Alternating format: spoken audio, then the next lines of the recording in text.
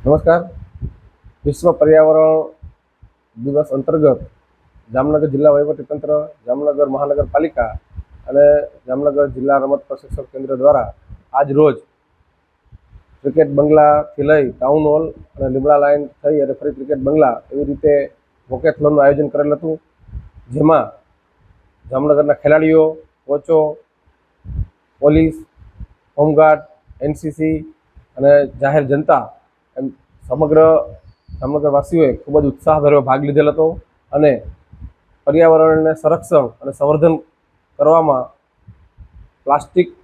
મુક્ત જીવન અને પ્લાસ્ટિકની આદતથી મુક્ત થઈ નેચર સાથે સારી રીતે જોડાય અને જીવન જીવવા માટેના શપથ ગ્રહણ કરેલ છે